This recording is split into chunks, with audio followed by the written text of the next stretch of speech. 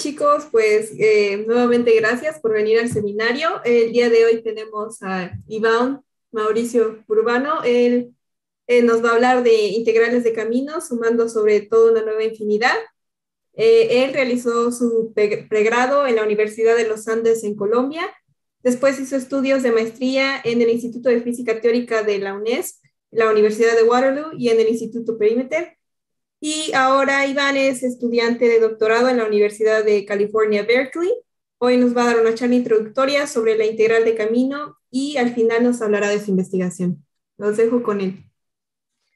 Hola a todos, muchas gracias por estar acá y por escuchar esta charla. Esta es una charla súper introductoria, es una charla donde vamos a ver las cosas más básicas asociadas a la integral de camino. Full disclaimer, esta charla la voy a dar en unas horas, la voy a volver a dar para los estudiantes de pregrado acá de la universidad. Entonces está diseñada para acercar a estudiantes de nivel de pregrado a la clase de investigación que estamos haciendo acá.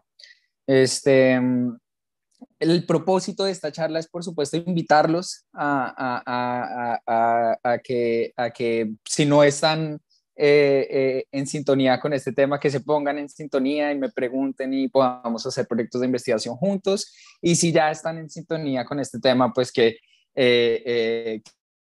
sigamos la discusión y que tal vez, quién sabe, a lo mejor podríamos también hacer un proyecto juntos de esa manera. Bueno, la manera en la que vamos a comenzar es que primero solo les voy a hablar de qué es un campo. Un campo, para poder definir un campo, lo primero que vamos a necesitar es una geometría. Y es la geometría que aparece acá a la izquierda. Déjenme ver si puedo poner algún tipo de pointer acá. Sí, no, eso no es lo que quería hacer. Ahí están viendo mi micrófono, mi micrófono, sí, mi mouse. El cursor, sí. Eso, súper. Entonces acá lo primero que tenemos que definir es una geometría. El significado de esa geometría depende de cuál es la teoría de campos que estamos estudiando. Y lo que un campo va a hacer es asignarle a cada punto X de mi geometría un valor, un objeto matemático. ¿Listo? Entonces, por ejemplo, este campo que yo estoy llamando phi, le asigna a cada punto X un punto en un toro. ¿Listo? Y eso es lo que mi campo hace. Entonces, yo sé que esa es una definición súper abstracta y súper, tal vez no puntual de lo que es un campo. Entonces, me gustaría hacerla más puntual a través de ejemplos muy concretos. ¿Listo? Entonces, el primer ejemplo que me gustaría discutir, creo que es el ejemplo que es el más fácil para todos de entender de qué es un campo, es la temperatura. ¿Ok? Entonces, si nos imaginamos un disco, puede ser un disco de metal, una placa de metal, ¿listo? Que es la que está dibujada acá a la izquierda, ¿verdad? Sobre ese disco existe un campo, que es el campo de temperatura. ¿Y qué hace ese campo? A cada punto X de mi disco le asigna un número real que va entre 0 Kelvin e infinito. Y esa es la temperatura que está asociada a ese disco. Este es un campo que llamamos, es un campo escalar. El escalar ahí tiene que ver con el hecho de que toma valores en los números reales, en escalares, ¿listo? Y es un campo que está en 0 más 2 dimensiones si yo estoy en equilibrio térmico. Entonces, el primer 0 significa que no hay tiempo, no hay una dimensión de tiempo, todo se mantiene constante en el tiempo, y las dos dimensiones tienen que ver con las dos dimensiones espaciales del disco. ¿Esto?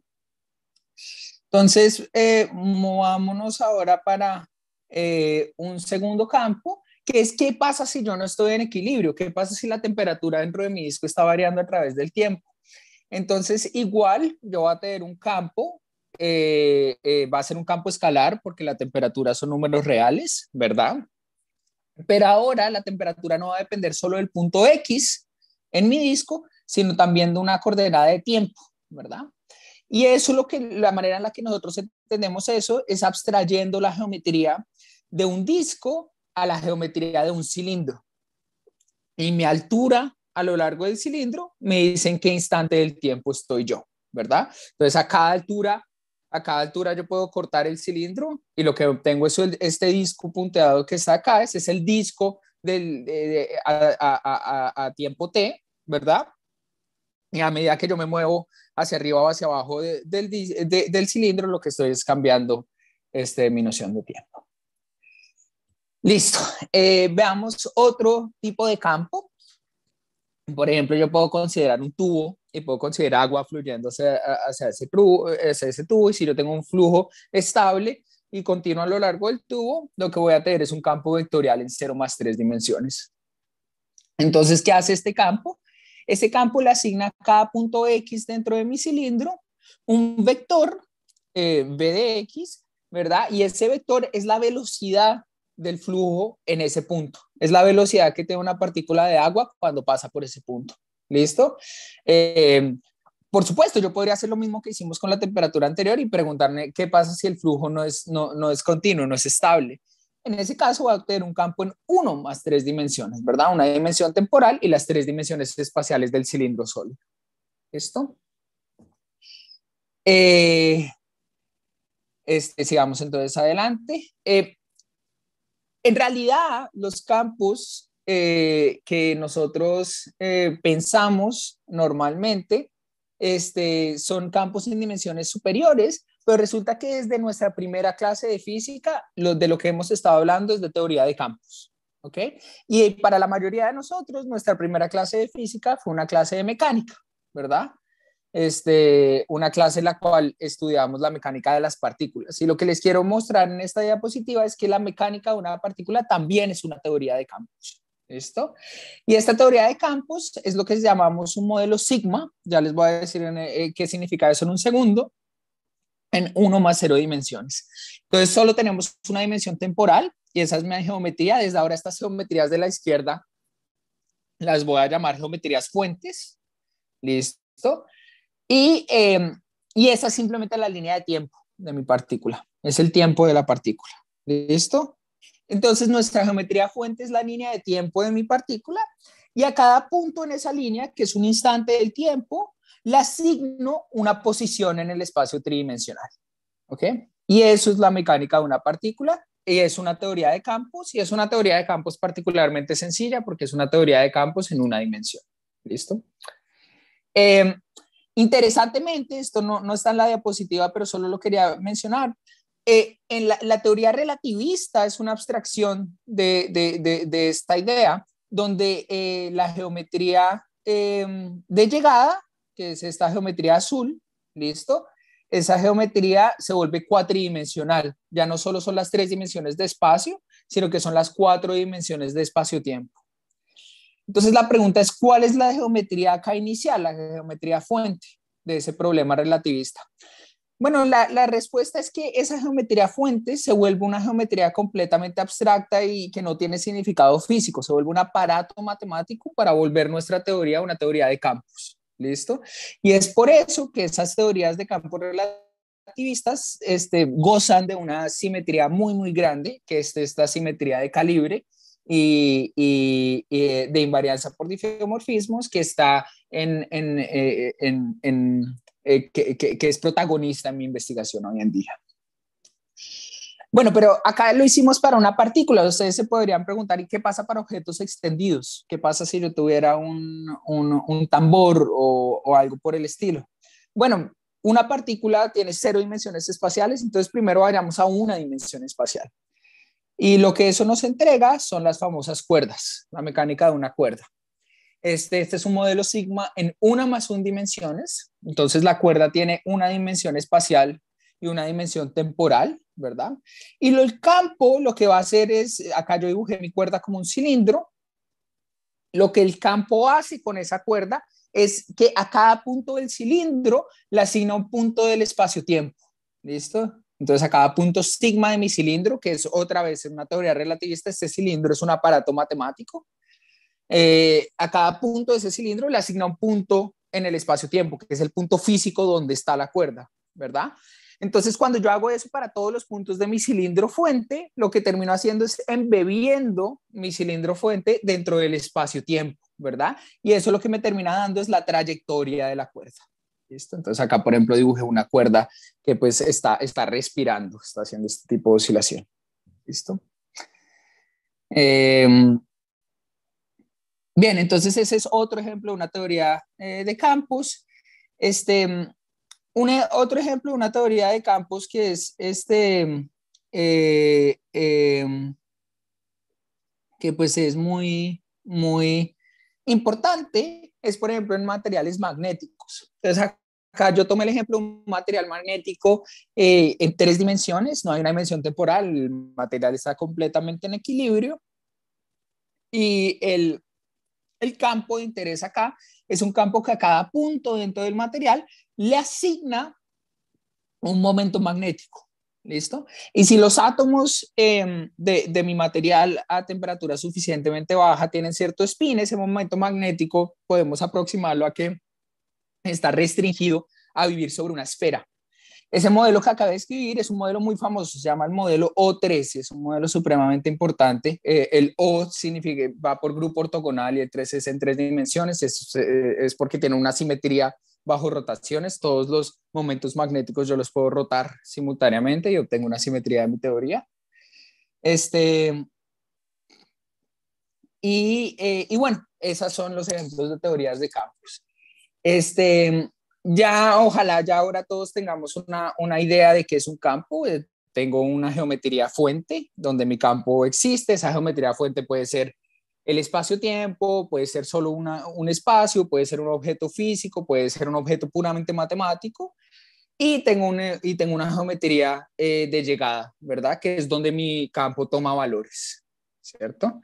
Este, eh,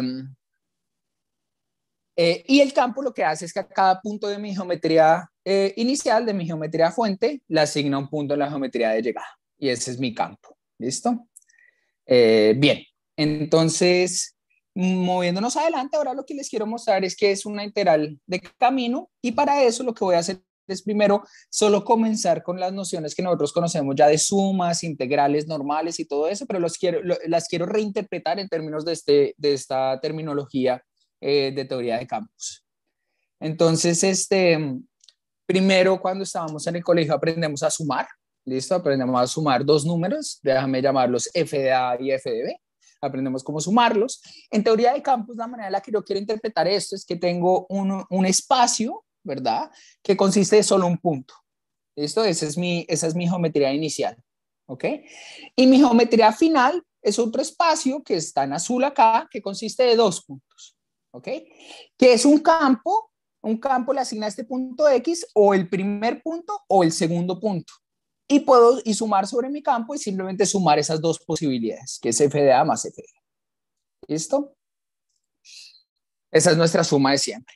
Ahora, ¿qué pasaría, por ejemplo, si yo tuviera 2 puntos en mi espacio-tiempo?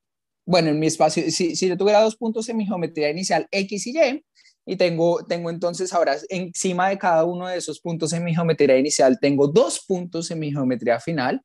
Acá entonces sobre X tengo A y B y sobre Y tengo C y D, ¿verdad? ¿Y qué es un campo?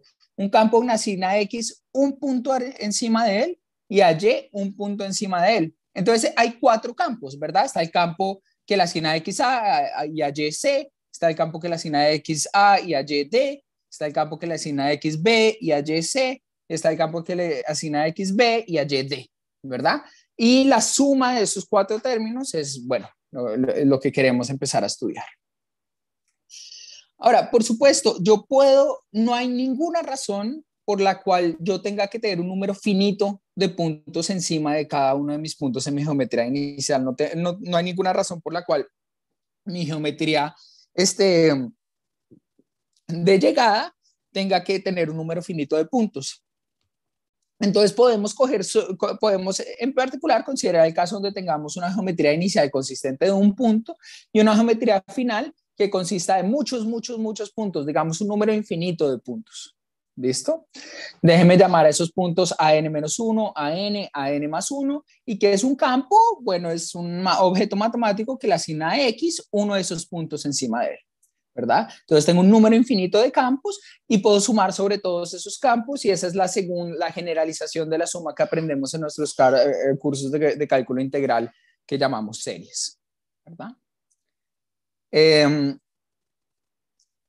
Ahora podemos seguir inclusive ir incluso más allá y considerar, por ejemplo, qué pasaría en este caso si yo tuviera 2 puntos. Bueno, si yo tuviera 2 puntos en mi espacio inicial, tendría una torre de puntos encima de cada uno de esos 2 puntos y un campo le asignaría a X un A sub n y a Y un B sub m. Entonces ese campo es F de A n, Bm. Y ahora yo puedo sumar sobre todos esos campos y eso es una serie doble. ¿Listo? Esa es sí, listo.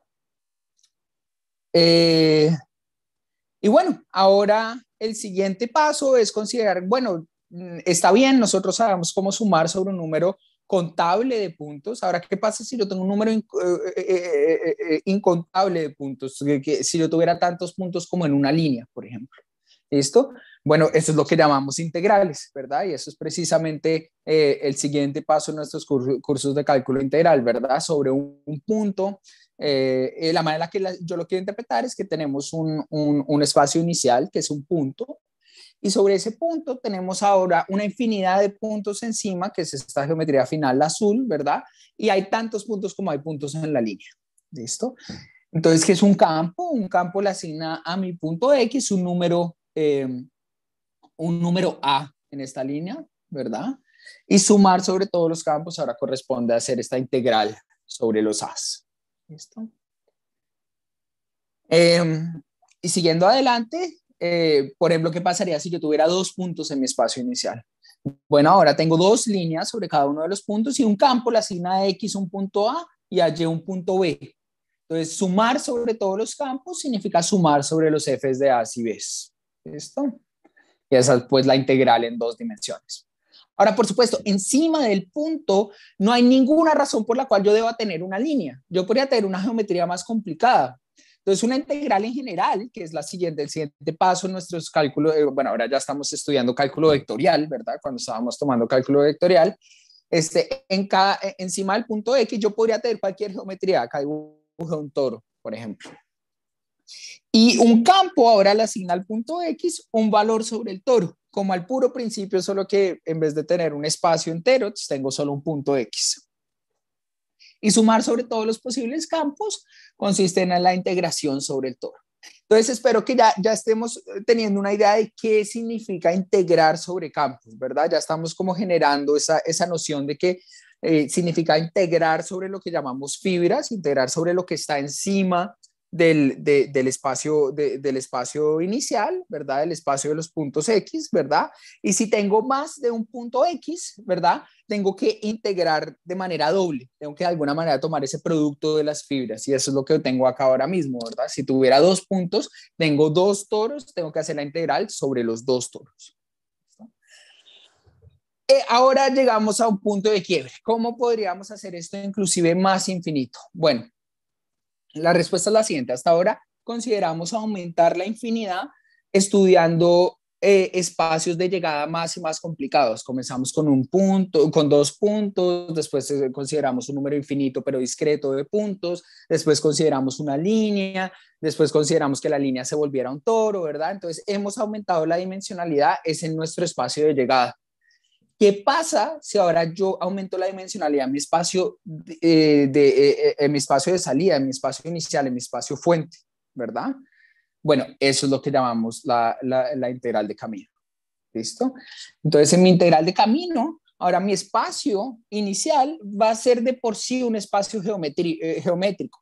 Acá yo lo dibujé como una línea. ¿Listo? Y lo que mi campo va a hacer es a cada punto sobre esa línea le va a asignar un valor de la geometría sobre ese punto, de mi geometría de llegada, de mi fibra de llegada. ¿Listo?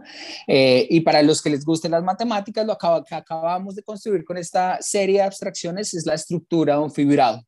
¿Listo? Esto se llama un fibrado y un campo, esa noción de asignarle a cada punto de mi espacio inicial un valor en el espacio de llegada que esté por encima de ese punto es lo que llamamos una sección del fibrado vectorial.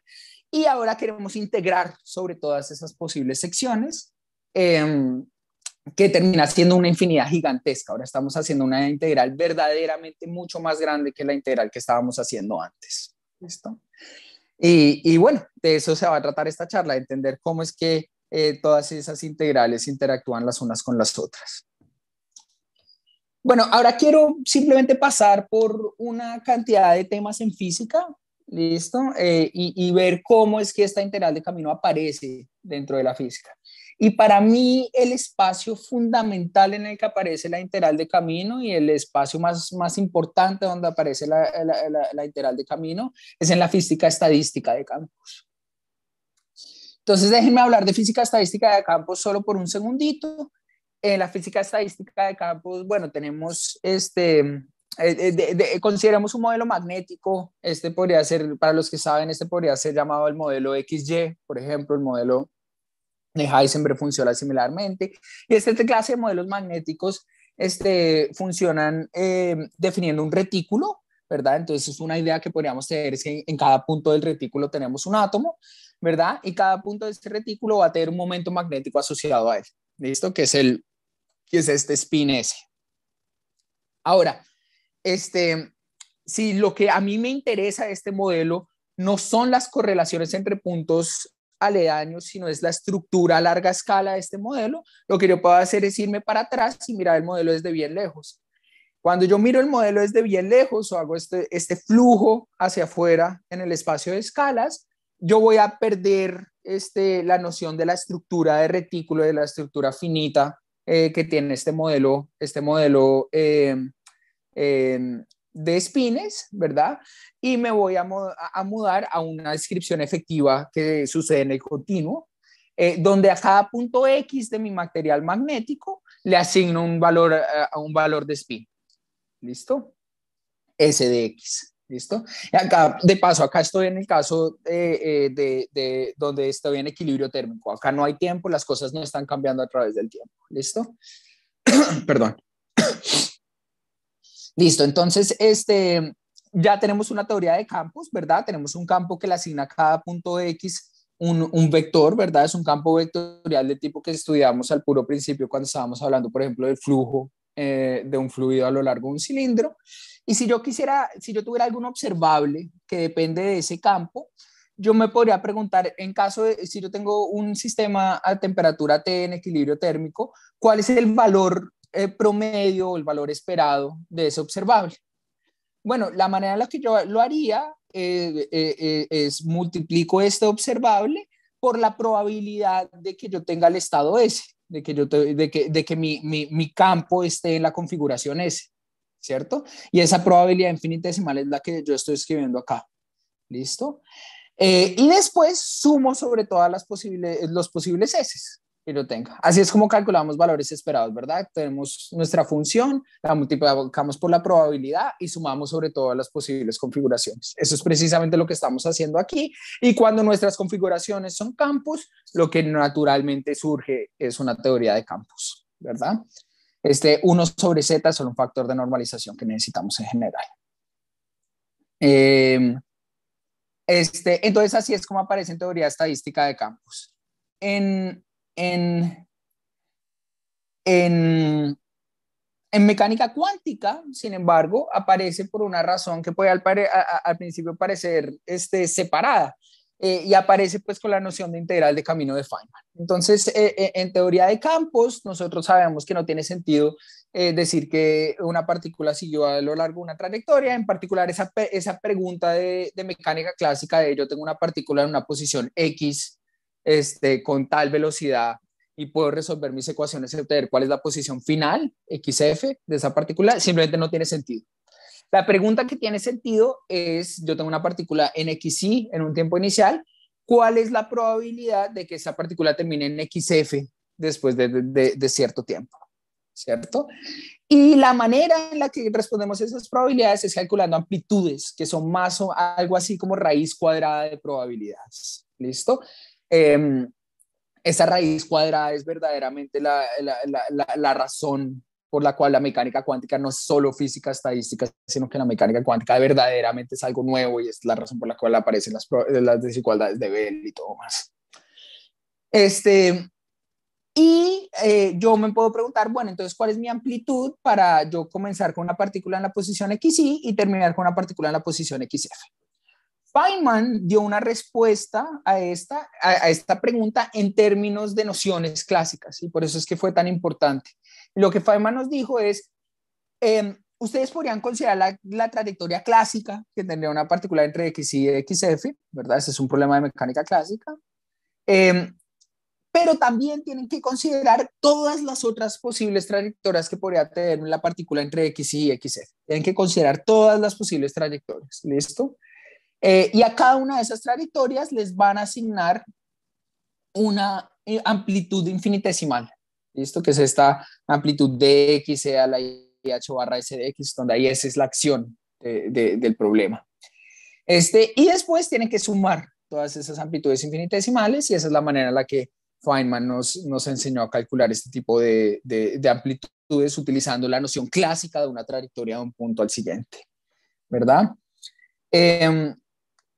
Esta noción se generaliza a la teoría cuántica de campos. En la teoría cuántica de campos, lo que nosotros vamos a tener es una geometría, vamos a tener un espacio-tiempo M, que yo llamé acá, y nuestro espacio-tiempo puede tener un tiempo inicial, que es lo que yo llamé sigma i, es el tiempo acá rojo, y puede tener un tiempo final, que es lo que llamé sigma f, es acá el tiempo verde, ¿cierto? Ahora, yo en mi tiempo inicial, en mi lonja, en mi tajada de tiempo inicial, puedo tener una configuración de un campo, phi. Y en mi tajada final puedo tener un campo sigma f, ¿verdad? Y yo me puedo preguntar cuál es la amplitud para que el campo phi se transforme en el campo phi f al final, ¿verdad? Y resulta que la respuesta es exactamente la misma, es la generalización obvia del procedimiento de Feynman, que es asignémosle una probabilidad, una amplitud infinitesimal a un campo que exista en M, que interpole entre phi y phi f, a una historia para ese campo, y sumemos sobre todos los posibles campos. ¿Listo? Esa es la enseñanza de la integral de camino, y por eso es que se llama integral de camino, porque estudia todos los posibles caminos que un campo podría tomar entre una configuración inicial y una configuración final. Sorprendentemente no tengo una buena referencia para esto en la literatura dedicada a los físicos, pero pienso que la gente que estudia teorías cuánticas de campos topológicas, que les voy a hablar, de las cuales les voy a hablar en un segundo, hacer un mucho mejor trabajo. En particular, los axiomas de Atiyah-Segal dejan muy claro este tipo de nociones, y pues recomiendo estudiar las notas de una clase de Greg Moore en el 2015. También Digraph dio una charla en el Institute for Advanced Study en el 2015, igual, entonces ahí queda para que puedan chequear este tipo de visión hacia la integral de caminos. Y resulta que inclusive tenemos una noción de integral de caminos y queremos estudiar la mecánica estadística de una teoría cuántica de campos. Entonces, supongamos que tengo una teoría cuántica de campos que está en equilibrio, entonces sucede en un momento del espacio que yo acá pinté en verde, ¿verdad? Lo pinté como un disco. Ese es mi momento del espacio, y yo estoy a una temperatura y estoy interesado en saber cuál es el valor esperado de un observable que está en algún punto de ese espacio. Resulta que gracias bueno, tiene muchos nombres en la física: rotación de Wick, teoría de Tomita-Takesaki, estados KMS y todo eso. Nos enseñan que lo que en realidad tenemos que hacer es extrapolar esa lonja espacial a un espacio-tiempo completo, y en el cual el tiempo es periódico. Entonces es por eso que obtenemos esta estructura toroidal, ¿verdad? Porque primero extrapolamos nuestra tajada espacial a un cilindro. Eso es lo que hicimos en el segundo ejemplo al principio de la charla, y después identificamos los fines del cilindro, y eso nos da para hacer el tiempo periódico, eso nos da este toro que acabé de dibujar, con la importante aclaración de que la estructura de este espacio-tiempo va a ser extraña para un espacio-tiempo. No va a ser la estructura de un espacio-tiempo relativista, como una estructura de Minkowski, sino que va a ser una estructura euclídea, ¿ok? Se va a ver como un espacio-tiempo euclídeo. Bueno, entonces ya hemos visto tres ejemplos, la mecánica clásica estadística, la mecánica cuántica y la mecánica cuántica estadística, ¿verdad? Y los tres esencialmente se reducen a calcular integrales de camino, que espero que todos estén pensando ahora mismo, venga, pero esas integrales se ven exactamente iguales, ¿verdad? Y eso en efecto nos da una de las cosas más importantes que tenemos en la teoría cuántica de campos, que es una mano de dualidades importantísimas entre esos tres ejemplos. Entonces, nosotros comenzamos en el lado de arriba a la derecha, la estadística clásica en 0 más d más 1 dimensiones, y bueno, vamos a dar el círculo acerca de todas las que hemos estudiado. Entonces, por ejemplo, si comenzamos en estadística cuántica en 0 más d dimensiones, lo que hicimos fue que agregamos una dimensión temporal, pero esa dimensión temporal tenía la misma asignatura que la dimensión espacial, entonces en realidad era una dimensión espacial extra, ¿verdad? Y calculamos una integral justo como la que hubiéramos calculado en la estadística clásica. Eso es lo que nos da la primera flecha acá encima, ¿verdad? Por el otro lado, si yo quisiera pasar de estadística cuántica a evolución cuántica, lo que tendría que hacer es volver ese tiempo euclidio de la estadística cuántica un tiempo de Minkowski. Y eso es lo que nos da esta flecha por acá, ¿verdad? Y de esa manera es que logramos esta cantidad de dualidades que son importantísimas. Una cosa, yo les prometí que en esta charla les iba a dar ideas de posibles rumbos de investigación, y acaba una que me di cuenta cuando estaba preparando estas diapositivas que me parece muy interesante. En la estadística clásica, si han tomado un curso de mecánica estadística clásica, normalmente el primer curso no aparecen integrales de camino, pero sí aparecen más o menos ese tipo de integrales, solo que no son de dimensiones muy, muy grandes, aparecen esas integrales en dimensión finita, ¿verdad? Si piensan suficiente, eso en realidad es estadística clásica de un sistema en 0 dimensiones. ¿Listo? O sea que en este diagrama es cuando tomó d igual a menos 1. ¿Listo? Y eso nos da sistemas de dimensión finita. ¿Listo? Ahora, en muchos libros, por ejemplo, pueden leer el libro de Mirror Symmetry, el libro grande amarillo de Mirror Symmetry. Muchos autores llaman a eso teoría cuántica de campos en 0 dimensiones, pero acorde a este diagrama, en realidad eso no es teoría cuántica de campos en 0 dimensiones, es teoría cuántica de campos en una dimensión temporal y menos una dimensión espaciales. Entonces sí aparece esa noción de qué significa tener dimensiones negativas en el espacio. Entonces eso me pareció, o sea, puede que sea simplemente una analogía inofensiva y que no tenga mayor significado, pero yo le apuntaría que tal vez sería bueno pensar en eso. Y bueno, si alguien quiere pensar en eso conmigo, mándenme un correo. Eh, sí, bien. Bueno, sigamos. Ya hemos visto, podemos tener teorías de campos en espacios euclidios, en espacios de Iván, Minkowski. hay Sí. una duda. Pregunta Diego, ¿la correspondencia de SCFT tiene el mismo origen que estas dualidades? No exactamente, no. Estas dualidades son todas en realidad en la misma dimensión, todas tienen dimensión de más 1. Lo que pasa, la estadística cuántica que aparece como si tuviera una dimensión menos, pero en realidad es porque la integral de camino aparece una nueva dimensión. En la correspondencia de SCFT es un tipo de correspondencia holográfica, donde tenemos un sistema en un bulk, y eso va a corresponder al sistema sobre la frontera, ¿verdad? Entonces, por ejemplo, uno de los ejemplos en los cuales estas dualidades son diferentes a las dualidades de SCFT es que en general para moverme a lo largo de este diagrama tengo que cambiar mi espacio-tiempo. ¿Ok? Todos mis espacios-tiempos van a ser de la misma dimensión, pero el espacio-tiempo como tal cambia. Entonces, por ejemplo, si te considero evolución cuántica del oscilador armónico, voy a estar estudiando una teoría cuántica de campos sobre la línea. Y si quiero hacer la dualidad hacia la estadística cuántica de ese mismo oscilador armónico, tengo que transformar esa línea en un círculo. ¿Listo? Entonces la geometría cambia de esa manera. Pero es una muy buena pregunta.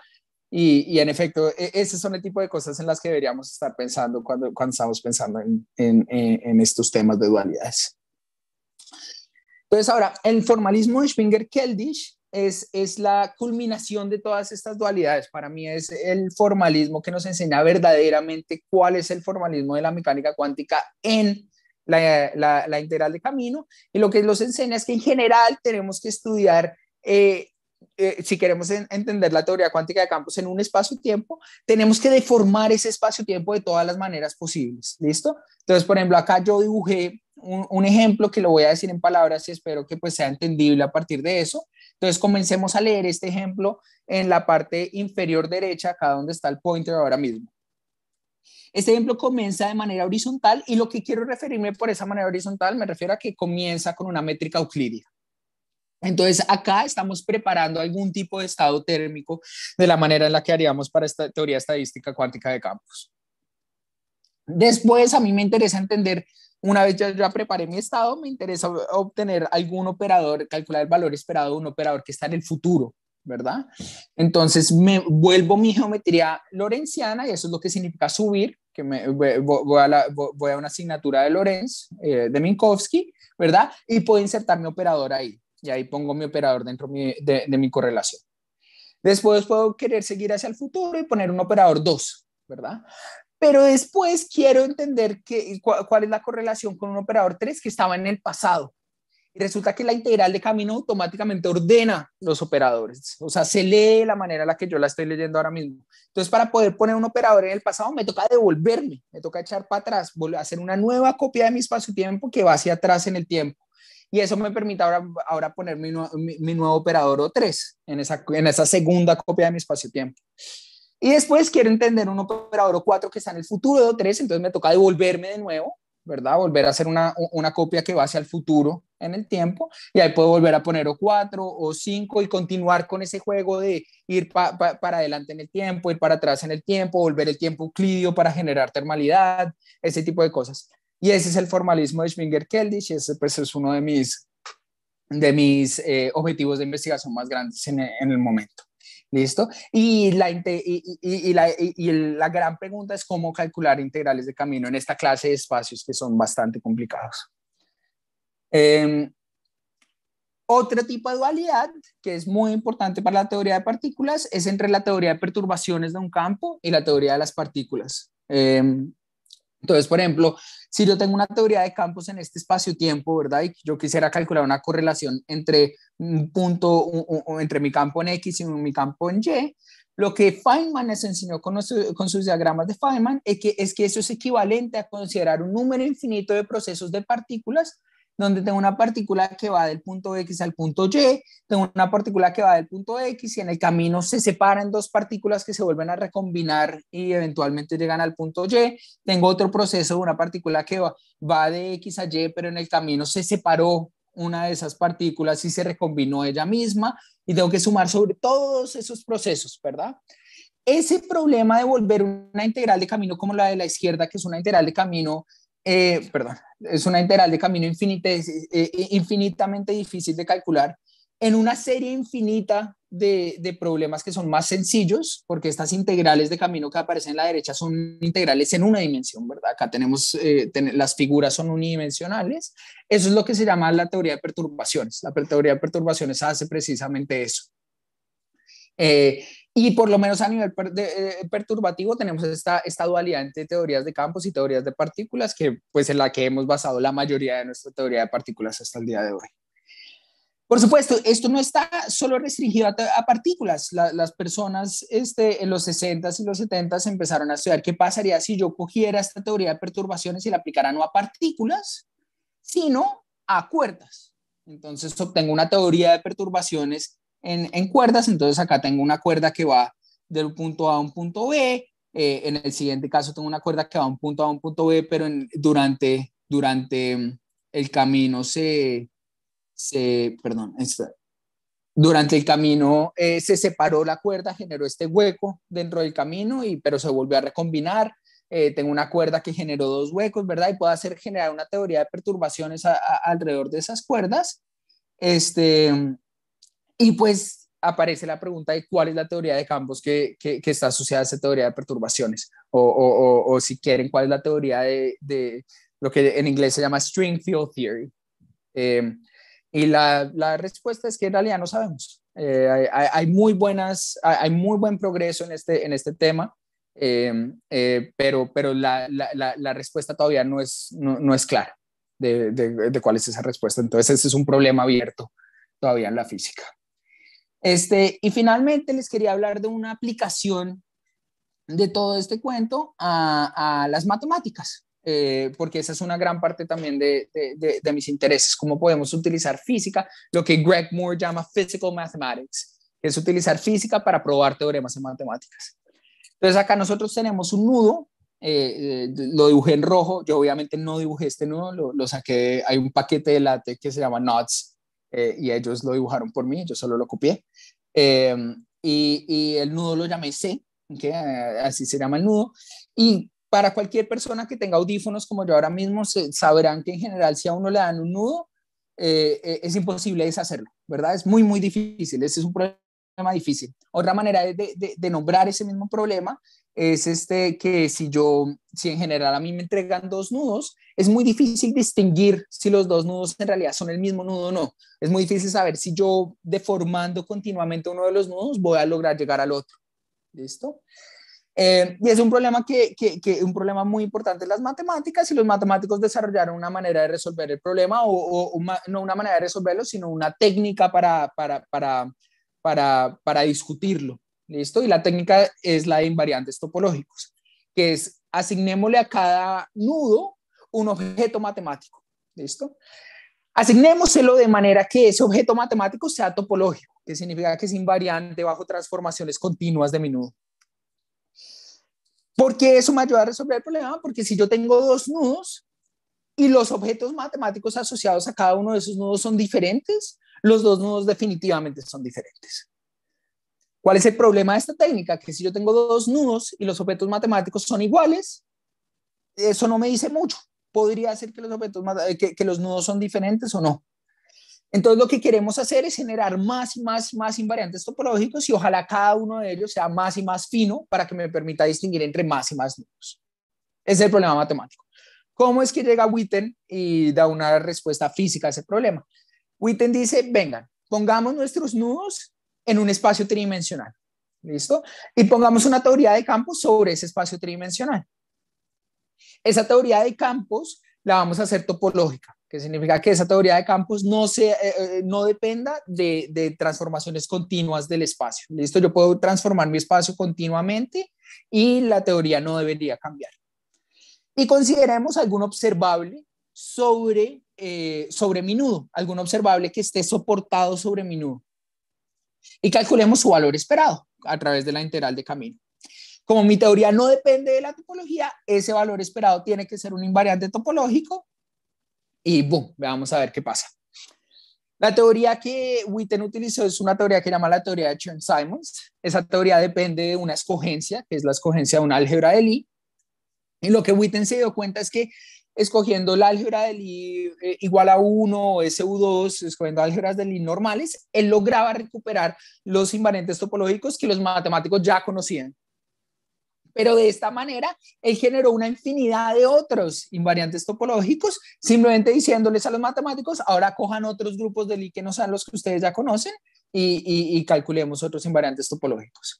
Y de esa manera, los métodos de la física lograron resolver, bueno, pues lograron adelantar muchísimo en un problema de matemáticas, y bueno, esto ya se volvió un tema dentro de las matemáticas, la teoría cuántica de campos topológica, y ahí salen los modular tensor categories, y aparece braiding, y aparecen mucha teoría de categorías acá adentro, aparecen los grupos cuánticos, aparece toda una gran cantidad de matemáticas gracias a ese trabajo.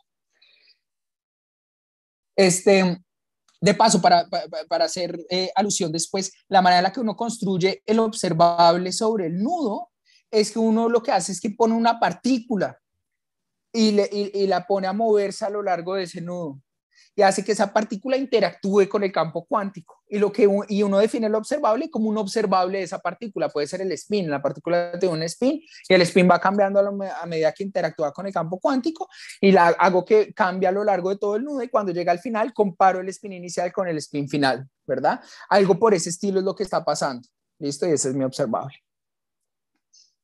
Bien, entonces ahora, ¿cuál es el gran problema, la gran incógnita, que es qué rayos es una integral de camino? ¿Cómo la logramos definir? Y la respuesta es que no sabemos.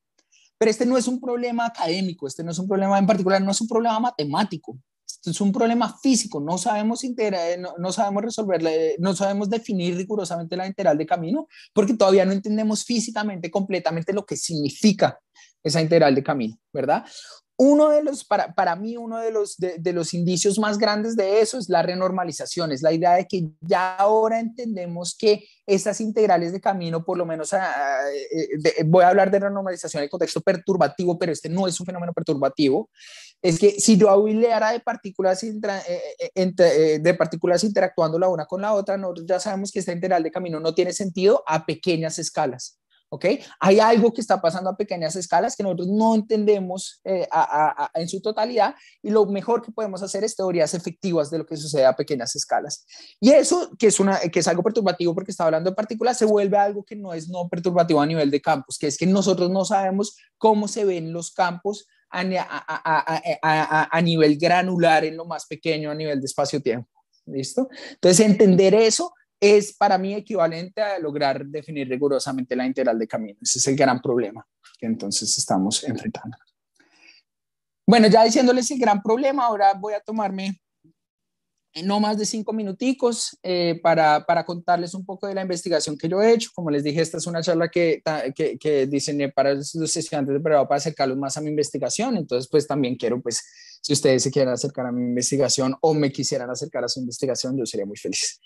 Entonces, el primer artículo que escribí fue en el 2020 con Ayalan Balachandran de Syracuse University, Andrés Fernando Reyes Lega y Zohar Taban de la Universidad de los Andes. Y con ellos estudiamos algo que en ese momento yo no sabía nada de integrales de camino, pero que resultó estar íntimamente ligado al problema de integrales de camino, en particular al problema del formalismo de Schwinger-Keldysh, que es que si yo tengo un sistema A, el formalismo de Schwinger-Keldysh me dice que si yo quiero entender la termalidad de ese sistema, lo que tengo que hacer es duplicarlo, o sea, hacer una segunda copia de ese sistema. Entonces voy a tener ahora un sistema A y un sistema B.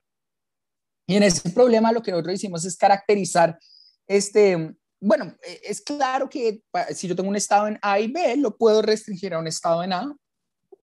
Y lo que hicimos en ese problema es caracterizar cuál es todo el folio de los posibles estados en A más B que se restringen al mismo estado a través de operaciones cuánticas. Entonces nos dimos cuenta que ese folio tiene órbitas de una operación cuántica que me mueven a través de los distintos estados posibles. ¿Listo?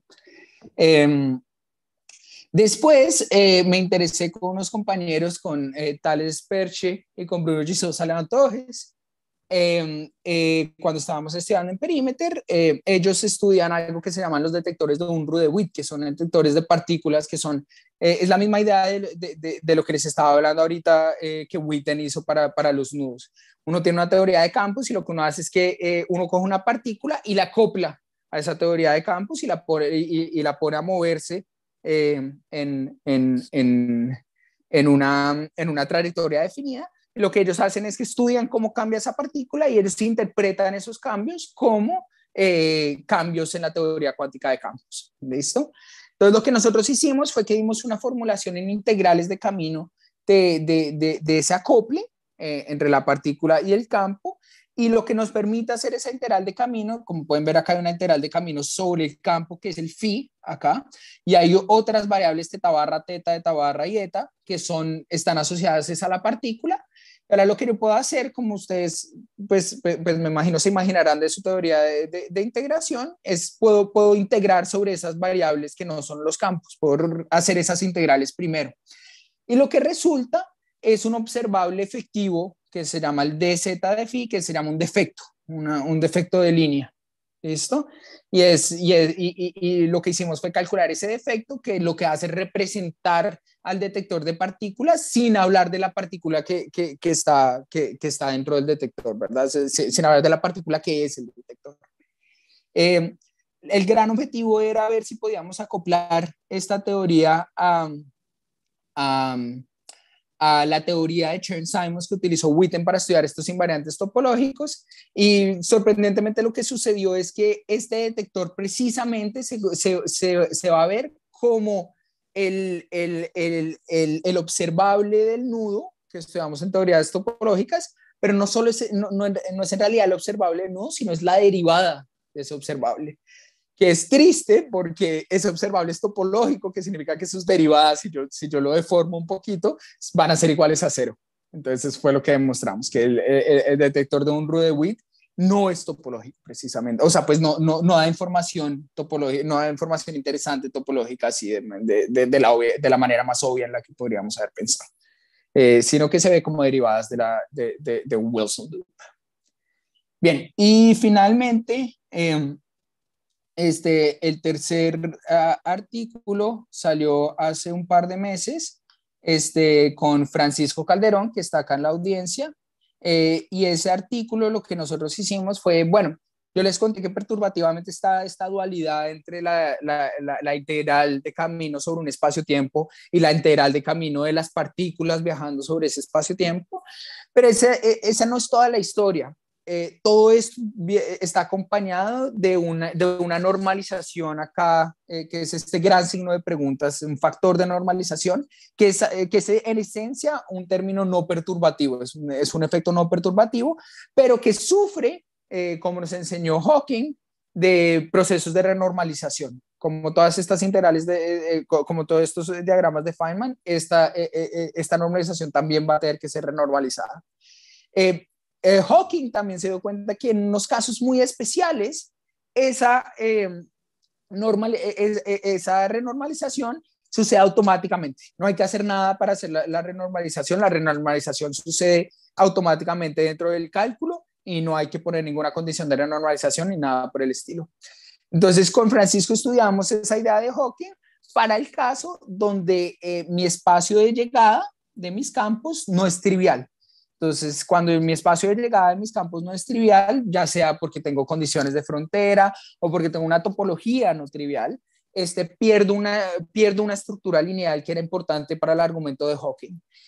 Entonces, lo que nosotros hicimos fue darnos cuenta que no se perdía tanta estructura, tampoco si hay un remanente de la estructura lineal, que es lo que llamamos una foliación lineal, y que aprovechando esa estructura, no solo podemos recuperar el resultado de Hawking de normalización, sino que se extiende la idea de normalización y aparecen nuevos métodos a través de los cuales estas integrales se autonormalizan. ¿Listo? Y cuando uno tiene más integrales que se autonormalizan, uno puede utilizarlas después utilizando métodos de cortar y pegar para calcular las integrales de camino de otros sistemas que no se autonormalizan. Y ese fue el objetivo de ese artículo. Y bueno, muchas gracias. Hay una foto, acá está Julia, que no creo que nos haya podido unirse hoy. Acá está Melissa, que nos ayuda con este seminario, es la líder, yo diría, de este seminario. Y acá está Thales y Bruno, que fueron con los que escribí el segundo paper. Y bueno, eso es todo. Porfa, y si les interesa el tema, no duden en compartir conmigo y de contactarme y todo eso. Bien, gracias.